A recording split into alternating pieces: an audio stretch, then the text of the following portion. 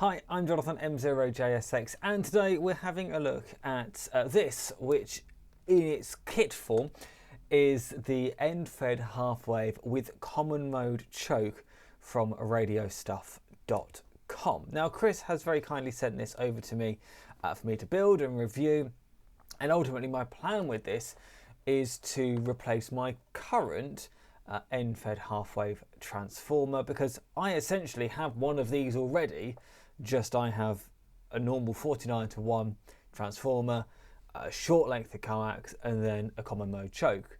So this is going to put everything into one box. Let's have a look at what comes in the kit. Now, Chris has given me a 400 watt version, but the one advertised on the website comes with RG58. This one's got RG316 in it. Now, in terms of RF power handling, it's going to be fine. And given the fact that I'm only going to run about 100 watts into it, I don't need to worry myself whatsoever. So let's have a look through the thing. Obviously, we've got, it all comes in this box, which it's going to mount into. And one of the first things I'm going to have to do is to drill some holes in it. But nice lid. We've got an SO239 connector. We've got a bag of bits and pieces. I can see some enamelled copper wire, the length of RG316. There's lots of hardware as well. There's also a little ceramic capacitor in there. Good. All the sort of hardware that I'm going to need in order to make the antenna transformer. We have two cores. Now we have that. I can obviously identify that as being an FT240-43. Now that I know that's for the common mode choke. This is for the end-fed half-wave. So it's actually going to be my first transformer not based on an FT240-43 that I've personally built. Now this is, I'm going to have a look at the spec sheet because I can't remember. That is a ferrite F3 264 325 1002. That's a nice handy part number. But that's what we're actually building the end fed, or the 49:1 in my case, on. Diving deeper into the box, we have the really nice PCB. Now, if you've never built a radio stuff antenna kit before, I've built a couple. The PCBs are always really nice, mostly because everything is labelled, absolutely everything. So if I turn this around and show it up to that camera up there, hopefully it will focus. There we go. You can see common mode choke, end-fed half-wave transformer, and you can see that even like centre of coax shield, bifilar tap. So you can, if you wanted to, you can build this as an auto transformer. I'm not going to. Primary capacitor through the middle, ground connection, and then there's like the common mode choke over here. It's a really, really nice PCB. And then finally, we've got the rubber gasket, which will go around the lid, and the screws, which will hold the lid down. Lovely. So the first thing I'm going to do is I'm going to just loosely fit the PCB into the box, because I want to just work out where I'm going to drill some holes. Now, I'm going to be honest, you don't need to see me drilling some holes. What Chris does have on his website is a printable, 3D printable little template in order to help you position everything. I don't have a 3D printer, and I fast around locally, and none of my friends do either. It's a pretty niche thing, isn't it, really? So I'm going to do it sort of the old-fashioned way and do it a little bit by eye, do it a little bit by measuring as well. The thing I want to try and get absolutely dead on is the SO239. So I'm going to do that first. I had to go out and buy a step drill bit because I wanted to make a proper job of this. So I'm going to drill a hole in the bottom. I'm going to do it as a pilot and then drill it through. And then do all the other connections as well. Now, you may be asking yourself, why would you possibly want to use something like this with a common mode choke over just your standard end-fed half-wave transformer? The reason for that is that a standard end-fed half-wave transformer uses, or typically uses, the braid of the coax as your counterpoise. So the advantage of that is that you don't need to run a separate counterpoise wire, which is fine, which is great, it works. However, that can lead to RF coming back into the shack if you're running higher powers. By using a common mode choke, you're choking off your coax. The coax is not going to act as a counterpoise, but it does mean you do absolutely need to run a separate counterpoise wire. As I say, I've been doing this for some time, but just not all in one box. So without further ado, I'm going to go ahead and drill some holes, and I'll be back once I've got some holes in the box. Okay, some hours later, it actually didn't take me that long to drill the holes, I'm back and I have drilled all of the holes that I'm going to need for now. I am going to put one additional thing onto this box, which I haven't yet drilled for because I haven't actually got the hardware yet. I'm going to install a little eye bolt somewhere up here as a strain relief for the antenna wire, but I've you don't get one of those in the box because if you're mounting this on a pole, then you're not going to need one necessarily because you'll just take the wire straight up. The way I hang mine, and it'll hang from sort of a corner up there, is I want a stress relief up here. I've ordered the bolt, but it's going to take a couple of days to arrive, so that'll be for a few days' time. But first thing I'm going to do is fit the SO239 in the bottom of the box. I drilled out using my step drill bit. Ended up being about 14 mil, the centre hole, and then the 4 holes around the edge. I've drilled a 5th hole around the side just here as a drain hole, just in case water does get in. There's a place for it to drain out. Always a good idea. So the first thing I'm going to do is I'm actually going to empty the parts out into the lid, and I am immediately going to put back in all of these little cable ties because I'm not going to need them for now. These are for holding the transformers. Actually, put the coax in there as well. Yeah, these cable ties are for holding down the cores once they're wound to the PCB. So let's pop those all in there.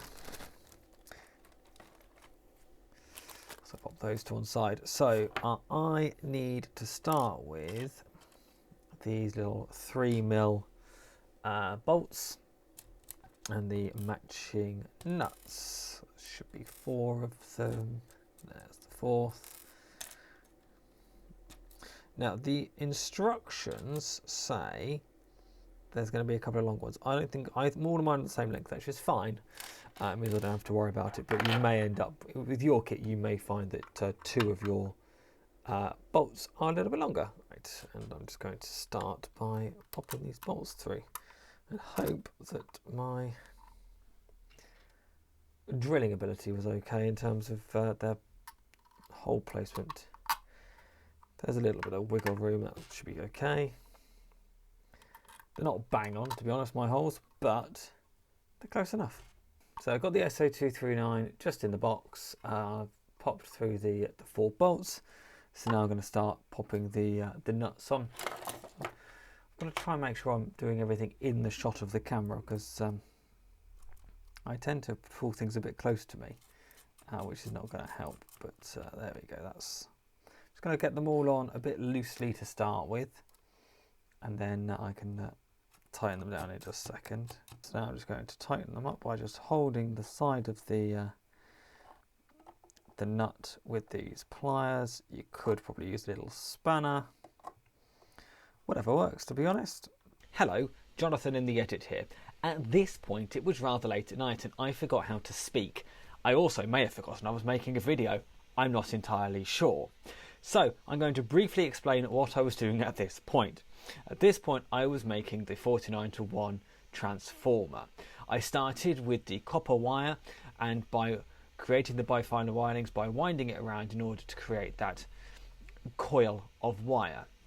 I then created the primary windings first around the ferrite core, and then proceeded to do the secondaries by using the remaining uncoiled section of the copper wire.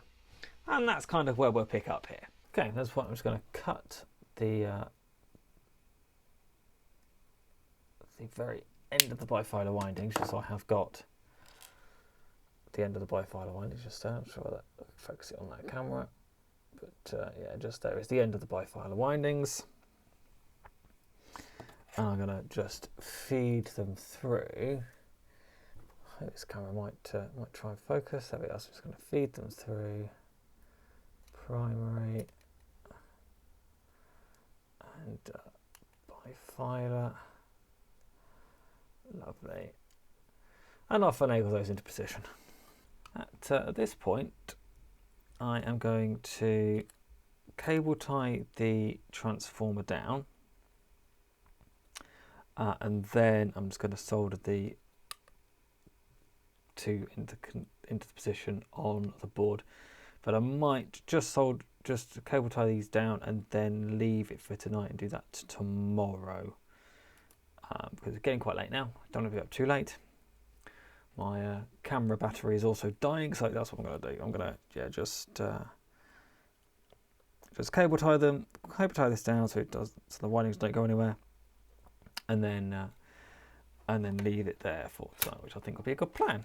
Okay, I'm going to leave it there tonight. I've got two cable ties on. To be honest, they're holding it pretty securely.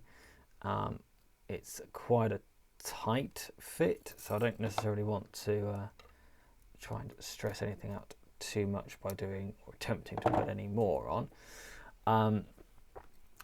Yeah, that's the first sort of half of the antenna built. I'm going to go to bed now, but when I pick up, we will wind the common mode choke. We'll solder on everything here that needs to be soldered on, and then we'll get it all put together in the box. That really shouldn't take too long. This is kind of the hardest bit, is winding that, and then possibly getting the coax in here. But I don't think that's going to be too much of a bother, to be honest. Right, I'll see you in a minute. Okay, it's a day later, and the eagle-eyed amongst you will realise that the cable ties have changed colour on the 49:1 winding. That's because off camera I realised, or I thought, that the windings didn't look quite tight enough. I did try my hardest to get them as tight as possible, but when you're doing things on camera it's a bit hard. So I took it back off the PCB, and I have rewound this core. It's still a 49:1 winding, but I've rewound it and used these red cable ties from my stock, which are a little bit longer. I had a bit of problem, like the black ones do work, that's provided, but they're a little bit on the short side. These red ones are basically the same width, but a little bit longer from my own stock, so I've used those instead. Once it's inside the box, you're not going to see them. But that's the reason as to why those changed, because I've also put all four on rather than just the two. I thought yesterday when I put the black ones on, I thought there's a chance I might take these off. I'll only use two. And that took me not long at all in order to rewind that. Right, today's plan is to try and get everything onto the board as possible. I'm in two minds as to whether to go much further than actually mount everything in the box. My reason for that is because, as I've already said, I've ordered and I'm waiting to arrive an eye for a strain relief, which means I'm going to have to drill an extra hole in the box. So what I'm not sure about just yet is whether, if I was to mount this in the box, and here is the box, if I was to mount it in the box, whether I'm going to have enough clearance in order to drill safely, or whether it's better to get this to a point where it's ready to go in the box, but just hold fire on actually mounting it until the strain relief eye is here. But I won't know that until I've kind of built the board and sort of got a feeling as to how much clearance I've got. So the first thing I'm going to do is solder. I'm going to flip this over and I'm going to solder these two. If I'd have thought about it, I would have probably tried to get some of the enamel off. I didn't, so what I'm going to do is use some heat and it will just melt. So that's going to be my plan. Right, let me grab my solder. So I just want to apply some heat. The iron's been on for a little while. Just let the enamel bubble away.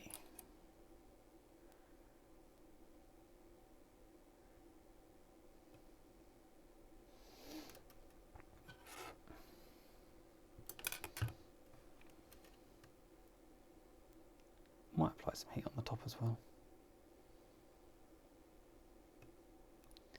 This is going to be the more interesting one to do, is the bifilar winding. So that's that soldered. I'm also just going to chop those bits of wire right the way back. Oh. That was tough. I'll do the longer one as well. Right, next I'm going to pop on the capacitor. Here it is, little blue, I think it's 100 picofarad, something along those lines, not quite sure. But I'm going to pop it through. The spacing on that board is absolutely perfect for getting it through. So push it down, and then I'm going to splay out the wires. And this should be a pretty easy solder.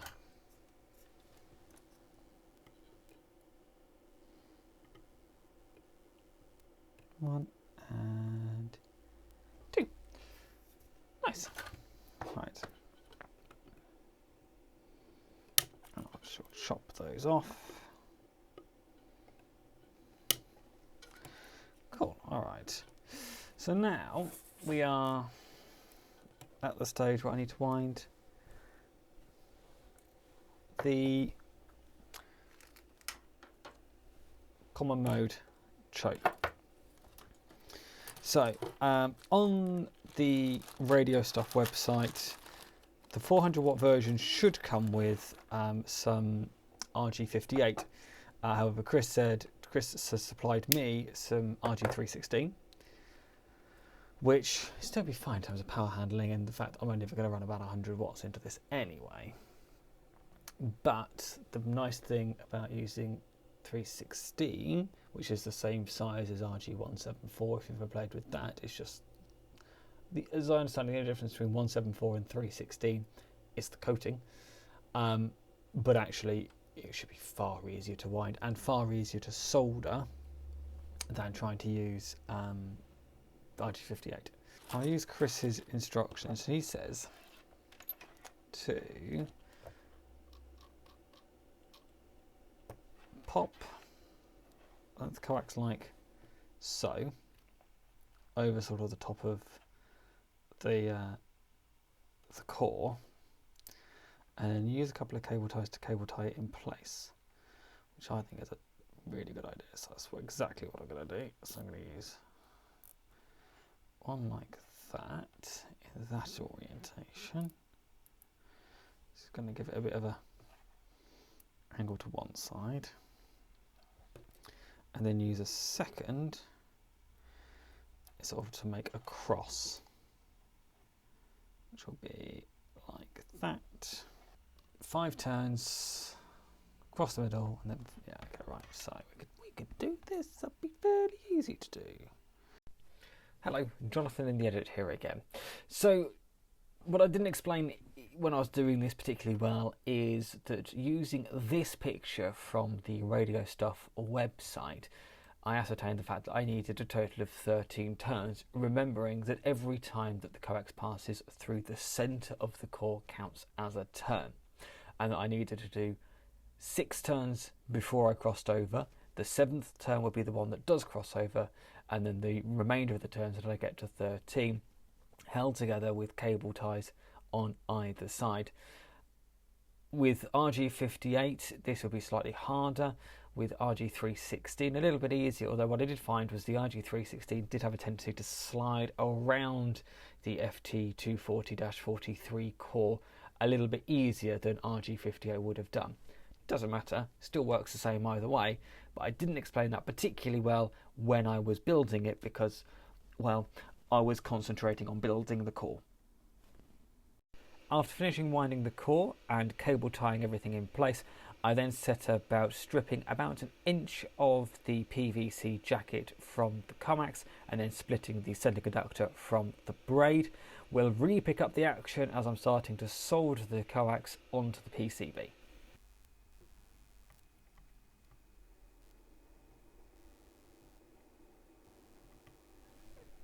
There we are. So that is fundamentally the kit built apart from getting it in the box. So we've got the 49:1 in my case, transformer, capacitor, all the connections onto the board soldered, and then the common mode choke.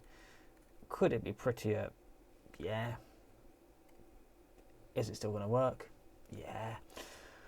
I'm just going to grab the box and just do a sort of test fitment. Move all these bits out of the way. So obviously on the box, the only thing I've done is put the SO239 on.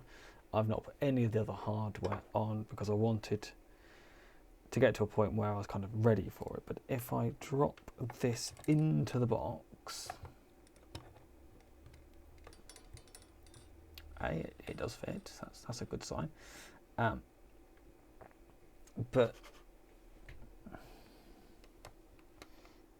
yeah, I think what I'm going to do, I'm going to hold off until I've got the eye bolt, only because I think I am going to need to take this out again. And if I was to carry on and start soldering up the SO239 and the antenna connector and the ground connector down here as well, I'm going to have a whole world of problems because I'm going to have to unsolder things, to take the PCB out, to drill the hole, to put everything back in. So I'm happy with where I am, but we're going to wait until the eye bolt arrives, which is going to be for a strain relief, before I go any further. It's been a few days, and finally the ring that I was ordering has arrived. So they get everything out of the box. Now earlier on today I did attach the ring to the box, so I have attached the strain relief I think it's called, to the box. I will link the particular one I ordered. I got it from eBay. It was a 2-pack actually, but I'll link to that below. But it's a 6mm thread. It's quite short, which is what I wanted. As you're able to see there, that it doesn't actually protrude far on the inside. I should probably have used a washer. Didn't get supplied with one. Hey, I'm sure it'll be absolutely fine. So tonight is the grand assembly. The board is still as the board was. So let's get cracking. I think what I'm going to do first is probably solder the SO239 first, I think. Because I think that's going to be the more challenging side to do. And then the top. Oh, and the ground, of course. I'll do that as well. Right. Yeah, I'm going to do the ground last because that's only a short piece of wire that I need to put on. I can play about with the length of the thing. Right. I'm going to need some tools. I've got the SO239 down here. Oh, I've not got a light on. Hang on. That's better. Right. I'm not going to re-record that intro. I'm just going to have a go with it. Okay, so down here I've got the SO239 connector. You can probably see that on that camera with its 4 bolts. So what I'm going to do now, the instructions say to split the coax off into 2, which would be fine if it was RG58. On RG316, that's going to be quite tricky. So I'm not going to do that. What I am going to do though is not make it too taut. So I'm going to chop it about there. So I'll do this by eye. And then what I've ultimately got to do is solder the centre into there and get the braid into a little ring. So there are plenty in here, but I'm only going to need Why are there so many? I'm only going to need one. I mean, there's 4. I'm going to need 4. Can't think where else you'd actually need one. Anyway, never mind. Right, let's get to work. What I'm going to do first is grab my knife and remove as gently as I can the PVC shielding from this. Okay, now what I'm going to do is push that back and separate it from the in center conductor and the light.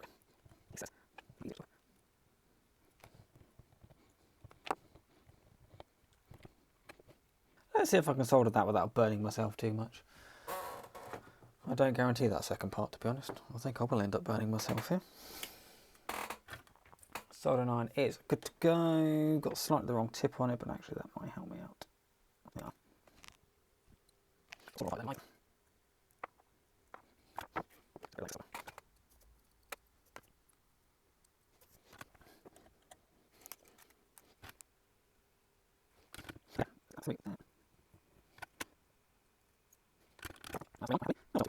Now let's do this. I'm sure it's going to be. I'm sure it's let's see. I'll just realise this.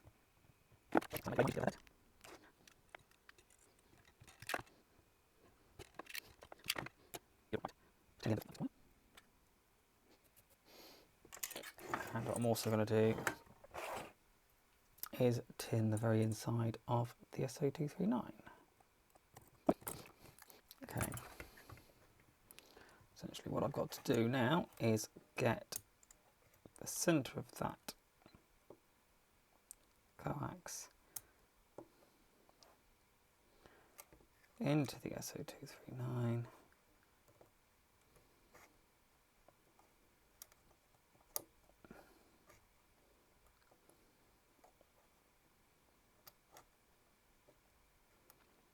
Just like that.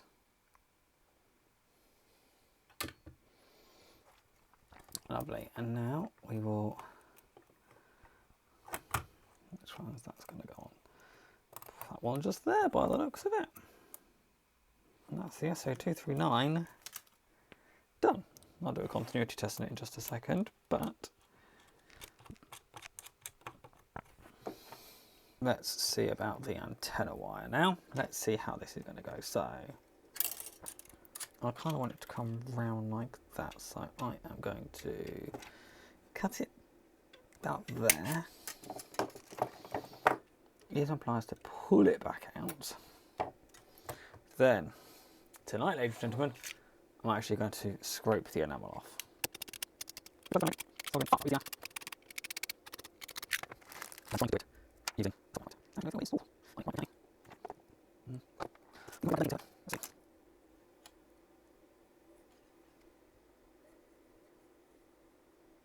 Next up is going to be the ground connection. Now what I've got to do here is solder it onto the board, one end, and then solder the other end onto a little tab.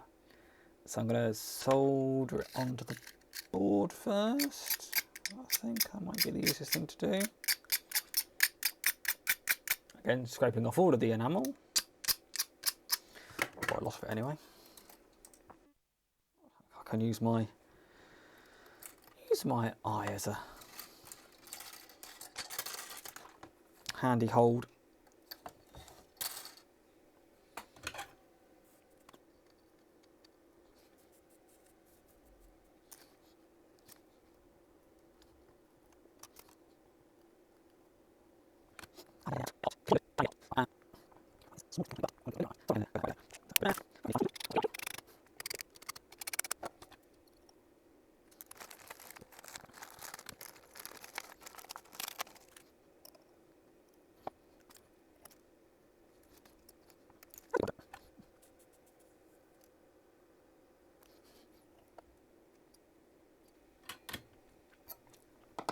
Okay, right, that's on.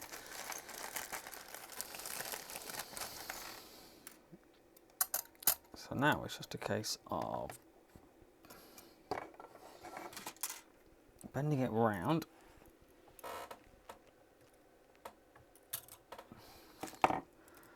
In an ideal world, that would be shorter, I think.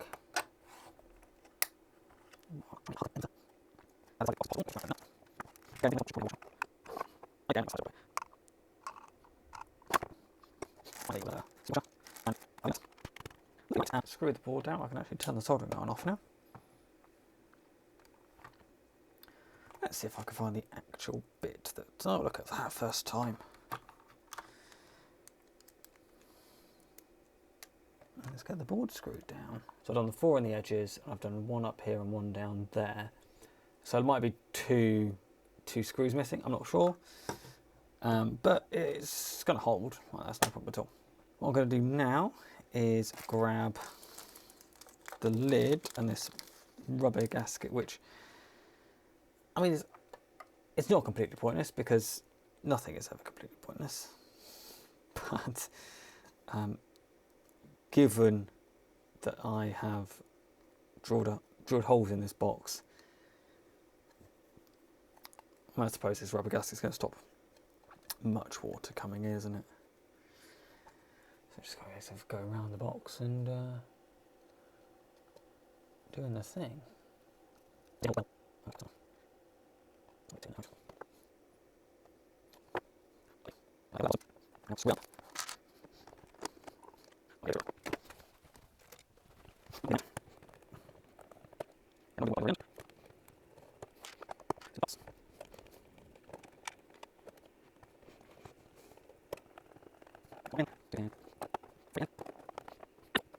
Thanks very much to Chris at radiostuff.com for sending this over for review. I hope you enjoyed the build video of it. That's what you need to think about this, is it's not necessarily how to build one of these, it's an approach to building one of these. Obviously use this video, use the video that Morten, Norwegian Ham Ventures, has done, and I'll link to his build video down below. Because Morten did it as a live stream, so he built it from start to finish in one long go, whereas this is obviously an edited video. So what we'll do is I'll get up in the air, as I say. I'm going to do a couple of live streams with it probably once it's up in the air, once I've got it tested and make sure I'm happy with it. And then we'll go from there. If you've liked this video, there's a button specifically for that. If you haven't, there's another button that seems to work just fine too. And if you haven't already done so, please do click on that subscribe button, as it really does help me out. There's another video coming up over here that the algorithm thinks that you might like next. Until next time, 73. Bye-bye.